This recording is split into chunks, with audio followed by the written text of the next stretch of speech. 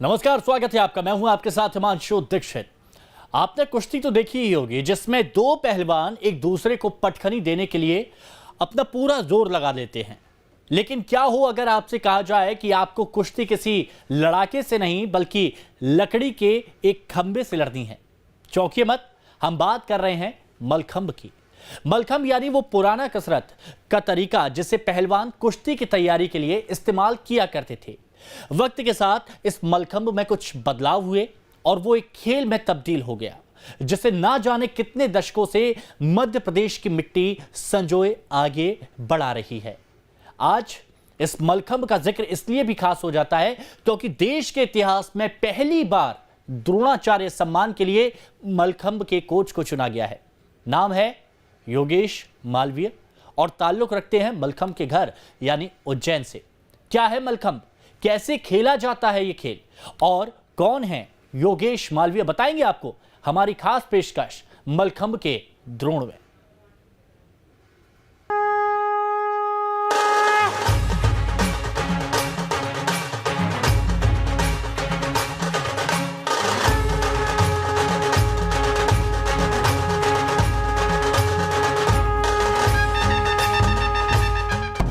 भर में अपनी पहचान के लिए जूझते मलखंब को संजीवनी मिल गई। जब उज्जैन के मलखंब कोच योगेश मालवीय को भारत सरकार ने कोचिंग के लिए सबसे उच्च सम्मान यानी द्रोणाचार्य अवार्ड से नवाजने का फैसला लिया। श्री योगेश मालवीय, मलखंब प्रशिक्षक, आपने अनेक प्रतिभाशाली मलखंब खिलाड़ियों को प्रशिक्षित किया है जिन्होंने राष्ट्रीय एवं अंतर्राष्ट्रीय मंच पर विश्व जनमानस को इस परंपरागत भारतीय खेल से रूबरू कराया है, जिनमें प्रमुख हैं पंकज सोनी, चंद्रशेखर चौहान, राजवीर सिंह, श्वेता चौहान। आपको वर्ष 2020 के लिए द्रोणाचार्य पुरस्कार से सम्मानित किया जाता है। श्री योगेश मालवीय।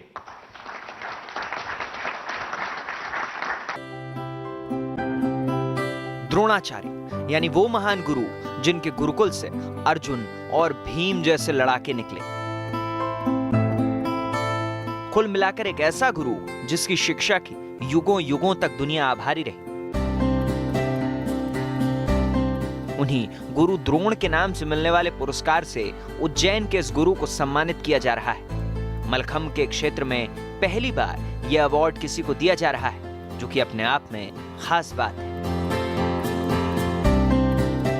मलखंब के लिए ये बहुत बड़ा अवार्ड है क्योंकि मलखंब के क्षेत्र में ये पहली बार इस प्रकार का राष्ट्रीय स्तर पर कोई अवार्ड मिलने जा रहा है। मुझे हमारे मलखंब एसोसिएशन के राष्ट्रीय अध्यक्ष डॉक्टर रमेश इंदोले जी द्वारा सूचना दी गई थी कि तुम्हारा नाम नॉमिनेट हुआ है, तो अभी तुमको तैयारी करना है। तो तभी से हमारे मलखंब से जुड़े हुए सारे प्रशिक्षक, खिलाड़ी व संस्थाओं के सभी सदस्यगणों को बहुत ज़्यादा उत्साह था कि पहली बार मलखंब को इतना बड़ा अवार्ड मिलने जा रहा है। ये अवार्ड बेहद खास है और उसके पीछे की वजह है इस खेल का खास होना। मलखंब असल में दो शब्दों से मिलकर बना है, जिसमें मल्ल का अर्थ है योद्धा और खंब का अर्थ है खंभा।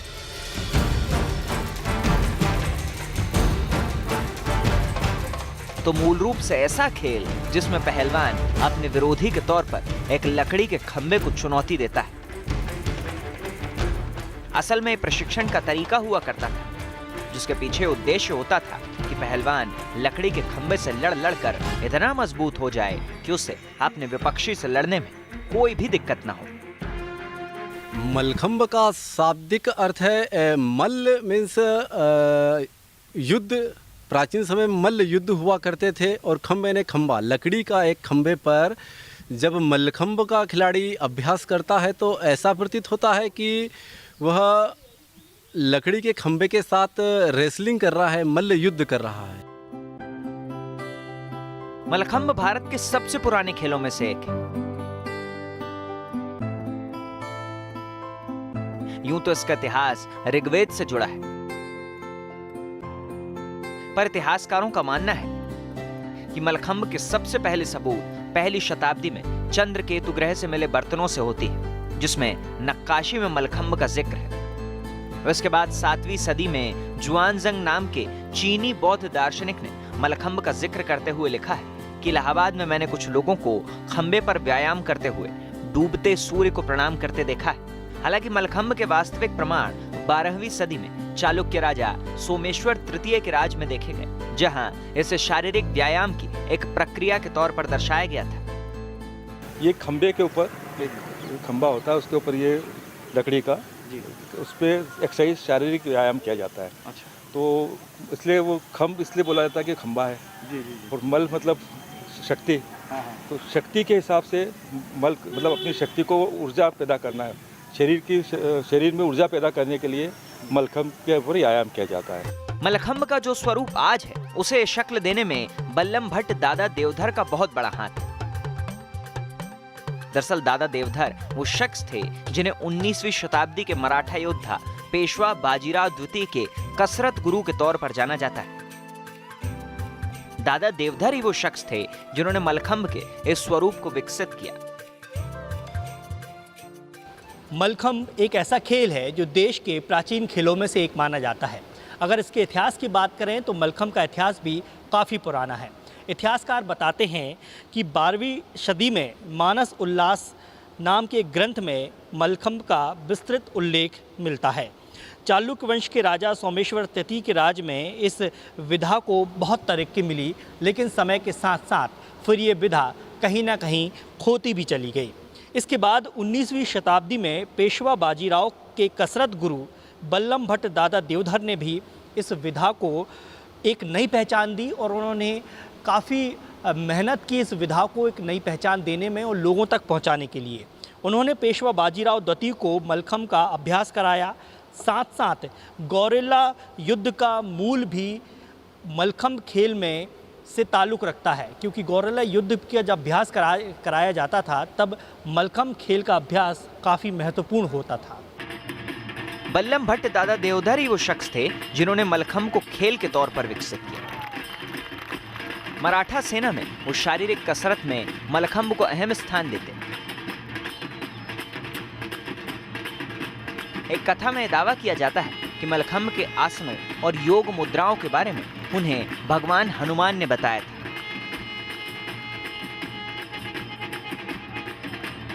उन्नीसवीं शताब्दी में हैदराबाद के निजाम ने 2 पहलवान पेशवा बाजीराव के दरबार में भेजे। अली और गुलाब नाम के उन दोनों पहलवानों ने दरबार में मल्ल युद्ध यानी कुश्ती की खुली चुनौती दी, जिसे मराठा शान को दी हुई चुनौती के तौर पर देखते हुए बल्लम भट्ट दादा देवधर ने स्वीकार किया और तैयारी में लग गए। उनकी इस तैयारी में योग और ध्यान भी होता था। एक बार ध्यान में उन्हें हनुमान जी ने मलखंब के बारे में जानकारी दी, जिसके बाद उन्होंने खुद उसे समझा और दोनों पहलवानों को पटखनी दी और फिर बाद में पेशवा बाजीराव द्वितीय को एक गुर सिखाया। तब जब उन्हें एक अफगानी पहलवान ने चुनौती दी, बाजीराव द्वितीय ने भी मलखंब के अभ्यास से अफगानी पहलवान को चित्त कर दिया था। मलखंब को पहचान दिलाने में बल्लम भट्ट दादा देवधर की बहुत बड़ी भूमिका है, एक बहुत बड़ा योगदान है। एक ऐतिहासिक लेख में ये दावा किया जाता है कि 19वीं शताब्दी में पेशवा बाजीराव के दरबार में हैदराबाद के निजाम की तरफ से 2 पहलवान भेजे गए थे। गुलाब और अली नाम के इन 2 पहलवानों ने सभा में खुली चुनौती दी, जिसे दादा देवधर ने स्वीकार भी किया। इसके बाद उन्होंने कुश्ती के अभ्यास के वक्त योग और ध्यान पर भी जोर दिया, जिसमें एक बार तो उन्होंने भगवान हनुमान के भी दर्शन किए और उन्होंने ही दादा देवधर को मलखंब की शिक्षा दी। मल्ल युद्ध में दादा देवधर ने बारी बारी से दोनों पहलवानों को पटखनी दे दी और चित्त कर दिया। इसके बाद जब अफगानी पहलवानों ने बाजीराव तृतीय को चुनौती दी तो दादा देवधर ने बाजीराव को भी मलखंब का सिखाया था, जिसके बाद बाजीराव ने भी अफगानी पहलवानों को चित्त कर दिया। और इस तरह से मलखंब का इतिहास काफ़ी राजाओं से मिलता जुलता रहा है और समय समय पर इसे एक नई पहचान भी मिली।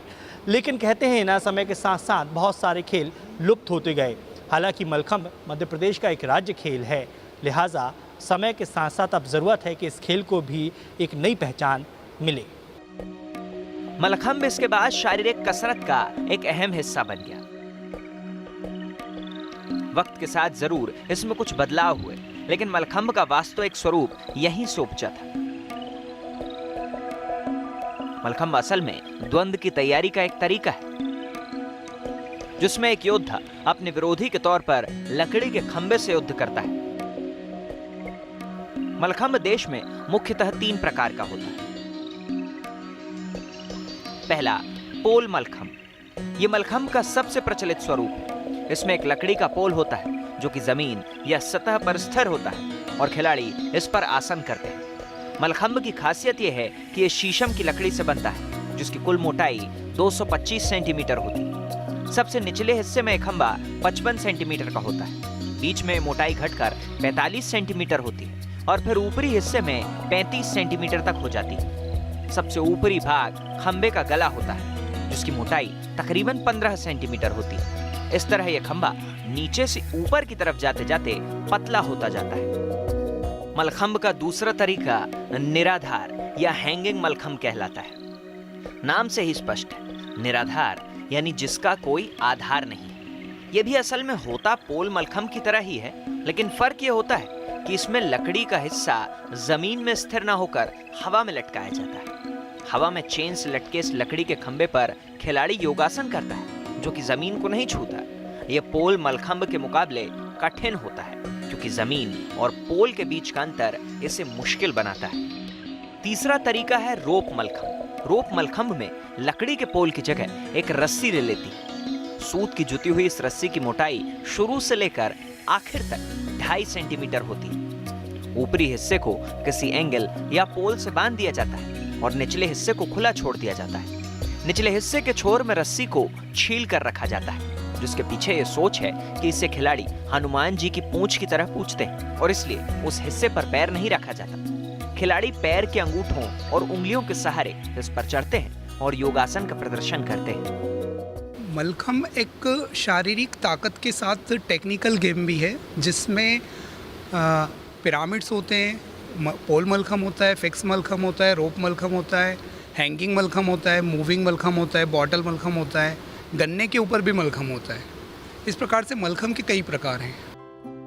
ऋग्वेद और मराठा काल से ताल्लुक रखने वाली इस विद्या को वक्त वक्त पर कई लोगों ने सहेजा और संभाला।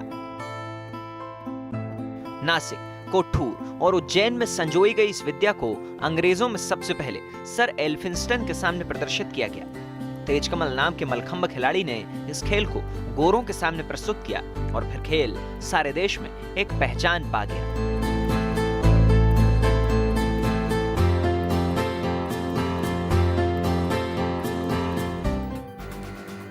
एक खेल के तौर पर मलखंब को पहली पहचान 1958 में मिली, जब नेशनल जिम्नास्ट चैंपियनशिप में मलखंब को जोड़ा गया और फिर 1962 में पहली मलखंब नेशनल चैंपियनशिप का गवाह मध्य प्रदेश का ग्वालियर शहर बना। हालांकि बाद में कुछ कारणों के चलते इसे चैंपियनशिप से हटा दिया गया, जिसके बाद खिलाड़ियों को गहरा आघात लगा और फिर नेशनल खेलों से मलखंब की उपेक्षा के खिलाफ देश भर से मलखंब खिलाड़ियों ने एकजुटता दिखाई। मलखंब के अस्तित्व की लड़ाई लड़ने के लिए एक फेडरेशन का गठन किया गया। 29 जनवरी सन 1981 को जन्मे इस ऑल इंडिया मलखंब फेडरेशन के अध्यक्ष के तौर पर मध्य प्रदेश के डॉक्टर बमशंकर जोशी को चुना गया, जिसके बाद से यही फेडरेशन मलखंब से जुड़े सारे फैसले लेती है। इसके अंदर काफ़ी जो लोग हैं उसमें रिसर्च करके उज्जैन से ये डेवलप हुआ है। ये उसका फेडरेशन भी उज्जैन में ही था पूरे इंडिया का, और कुछ लोगों ने मिलके इसको जिम्नास्टिक के कुछ पार्ट्स को लेके इसको तकनीकी पॉइंट्स के आधार पर इसको डेवलप किया था। इसमें एक तो बॉयज़ के लिए, पुरुषों के लिए मलखंब होता है, खंबे के ऊपर जो एक्सरसाइज होती है। एक हैंगिंग मलखंब होता है, उसमें उल्टा लटक के उसमें एक्सरसाइज होती है। और एक रोप मलखंब होता है, जिसके अंदर की रस्ते पे जो रस्सा रहता है उसको चढ़ के एक्सरसाइज की जाती है। मध्य प्रदेश और खासतौर पर उज्जैन मलखंब के गढ़ के तौर पर जाना जाता है, जहां सदियों से मलखंब फलता फूलता आया है। और आज जब मलखंब के हिस्से इतना बड़ा सम्मान आया है, तो सारे देश में उज्जैन सिरमौर बनकर उभरा है। द्रोणाचार्य अवार्ड विजेता योगेश मालवीय बताते हैं कि उन्होंने उज्जैन की मिट्टी से ही मलखंब सीखा और फिर यहीं सिखाया भी। तो इस लिहाज से ये न केवल उनका सम्मान है, बल्कि उनकी जन्मस्थली उज्जैन और समूचे मलखंब के लिए बड़े गौरव की बात है। हमारे यहाँ उज्जैन में श्री अच्युतानंद प्रसादिक जीवाजीराव व्यायामशाला जो 120 वर्ष पुरानी संस्था है, वहाँ पर ट्रेडिशनल खेल खासकर मलखम, योगासन, कबड्डी, आटिया पाटिया, खो खो खेल खेलते थे। वहाँ पर अलग अलग एग्ज़ाम होती थी, जैसे प्रवेश वर्ग, युवा वर्ग, पटु वर्ग, ऐसी एग्ज़ाम होती थी जिसमें मलखम्ब और योगासन करना कंपलसरी रहता था। बाकी खेल फिर आप अपनी योग्यता के हिसाब से खेल सकते। कबड्डी होती थी, बॉडी बिल्डिंग होती थी, वेट लिफ्टिंग होती थी, साथ ही टेबल टेनिस। तो वहीं से मलखम्ब सभी के लिए कंपलसरी था। तो ऐसा रहता था कि मलखम्ब की जो सादी उड़ी होती वो सभी को लगाना कंपलसरी रहती थी। हमारे यहाँ उज्जैन में श्री महाकालेश्वर मंदिर है, जिनकी सावन मास में आखिरी सवारी निकलती है, तो उसमें प्रदर्शन के रूप में मलखम्ब कराया जाता है। तो वहीं से मलखम्ब की और अधिक शुरुआत हुई थी। योगेश मालवीय को मिला यह सम्मान कई मायनों में खास है। असल में ये न सिर्फ उनकी जीत है, बल्कि उनके पूरे परिवार, पूरे शहर और मलखम्ब की जीत है। योगेश के पिताजी बताते हैं कि वो मलखम्ब के लिए बचपन से कितने प्रतिबद्ध थे, तो वहीं उनकी पत्नी बताती हैं कि बचपन की वो प्रतिबद्धता आज तक योगेश के अंदर रची बसी है। मेरा शुरू से ड्राई क्लीन का काम था, फिर बाद में ड्राई क्लीन के अलावा फिर भक्ति भंडार डाल दिया, जिसमें बच्चे ने पूरा सहयोग दिया। नदी पे कपड़े धोने जाते थे, नदी पे कपड़े धोने के साथ साथ वो भी हमारे साथ जाता था। और संग में कपड़े धोने के बाद बायदी भी हम नदी पर लेट हो जाते थे, तो इसको यदि व्यायामशाला जाना होता है तो दुकान पे छोड़ के जाते, तो लेट हो जाते तो ताला लगा के चले जाता। बाकी उसको इतनी लगन और इतनी रुचि थी कि वो एक रोज़ भी नागा नहीं करता था। स्टार्टिंग में इन सवारियों में व्यायामशाला के थ्रू महाकाल की सवारी में निकलता था, मलखम्ब चलते चलते गाड़ी पे ठेले के अंदर, और उसमें मलखम्ब की शुरुआत इनने करी थी। संघर्ष तो बहुत किया है उन्होंने, रात दिन इसी काम के लिए लगे रहे हैं वो, और काफ़ी मेहनत भी की है उन्होंने इस चीज़ के लिए, मलखम्ब में आगे जाने के लिए। और बच्चों को भी मतलब बहुत प्रोत्साहन देते हैं, हर किसी का मतलब सपोर्ट करते हैं वो। हर चीज़ में उन्होंने बच्चों को भी बहुत साथ दिया है मलखम्ब के लिए, और मलखम्ब को आगे ले जाने के लिए आज उन्होंने काफ़ी मेहनत की है, और उसका नतीजा ये है कि आज उनको इतना बड़ा अवार्ड मिलने जा रहा है। योगेश मालवीय असल में वो शख्स हैं जिन्होंने मलखम्ब को एक नई पहचान दी है। उनकी अगुवाई में सदियों पुराना कसरत का एक तरीका एक लयबद्ध शक्ल लेकर न केवल अखाड़ों से बाहर निकला, बल्कि देश दुनिया के टीवी स्क्रीन पर भी उसने दस्तक दी। जब इंडियाज गॉट टैलेंट समेत तमाम रियलिटी शोज में मलखम्ब की हैरतंगेज प्रस्तुतियों ने सबका ध्यान अपनी तरफ खींचा। जब खुद ने किया तब तो अच्युतानंद व्यायामशाला के अंदर इन्होंने अपने आप को निखारा। इसके बाद में इनको जॉब मिला Lokmanya Tilak higher secondary school के अंदर प्रशिक्षक के रूप में। तब इन्होंने वहाँ जाकर अपनी प्रतिभा का पूरा उपयोग किया। इनकी प्रतिभा में चार चांद लगे, और वहीं से इन्होंने टीवी के माध्यम से भी काफ़ी अच्छे अच्छे शोज़ करने के लिए काफ़ी अच्छा काम किया, और इनके द्वारा तैयार किए हुए बच्चे काफ़ी बड़ी ऊंचाइयों पर पहुँचे, और उन्होंने विक्रम अवार्ड हासिल किया, विश्वामित्र अवार्ड हासिल किया, और इंडियाज़ गॉट टैलेंट या दूसरे टीवी चैनल के माध्यम से जो भी मलखम्ब के शो हुए हैं उसके अंदर बहुत अच्छा प्रदर्शन किया है, जिसका मैं तहे दिल से इनका शुक्रिया अदा करता हूँ। बहुत अच्छी इन्होंने तैयारी की, काफ़ी अच्छा इन्होंने करा। योगेश मालवीय इस प्रस्तुति के बारे में बताते हैं कि ये पहली दफा था कि मलखम्ब किसी स्क्रीन पर इतने बड़े स्तर पर प्रदर्शित हुआ। यहाँ तक कि पहले तो इसे मैदान पर करने की तैयारी थी, लेकिन इसकी भव्यता और टीम के प्रदर्शन ने आयोजकों को भी सोचने पर मजबूर कर दिया था। इंडियाज़ गॉट टैलेंट में जब हम उसके कार्यक्रम के लिए जब हम गए थे, तो वहाँ पर कोई ऐसी जगह नहीं थी, स्टूडियो में हमारा मलखम्ब नहीं लग पा रहा था, रोप टांगने की जगह नहीं थी। तो बड़ी मुश्किल से फिर उनसे, क्योंकि उनका जो स्टूडियो था वो बहुत छोटा था, वहाँ प्रॉपर हाइट में हम लोग मलखम्ब का प्रदर्शन नहीं कर पा रहे थे। तो उन्होंने बोला कि हम इसको मैदान में करते हैं। तो मैदान पे जब हमारी प्रैक्टिस उन लोगों ने देखी तो अरे बोले नहीं नहीं इनके लिए तो अलग से अपने को कुछ करना चाहिए। फिर जब पहला राउंड हमारा हुआ था तो उसके बाद से हम बहुत ज़्यादा प्रचलित हुए थे और फिर उसके बाद पूरे देश भर में मलखम्ब को लेके बहुत एक नया उत्साह था। उसके कारण देश के कई सेंटर जहाँ पर मलखम्ब के जितने भी पुराने अखाड़े व्यायामशालाएँ वहाँ खिलाड़ियों की बहुत अधिक संख्या बढ़ी थी। आज की तारीख में देश तो देश, सारी दुनिया भारत के जबरदस्त खेल का लोहा मानती है। विश्व स्तर पर मलखम्ब की अपनी पहचान है। यहाँ तक कि 2019 में मलखम्ब की विश्व स्तरीय प्रतियोगिता का भी आयोजन किया जा चुका है, जिसमें 15 देशों ने हिस्सा लिया था। मुंबई में हुई इस चैंपियनशिप में स्पेन, दुबई, जर्मनी, इटली और फ्रांस सरीखे देशों से भी प्रतिभागी शामिल हुए। इस प्रतियोगिता में मलेशिया ने तीसरा, सिंगापुर ने दूसरा और 244 अंकों के साथ भारत ने पहला पायदान हासिल किया था। मलखम्ब के घर यानी मध्य प्रदेश में इसके विकास के लिए कई काम किए गए।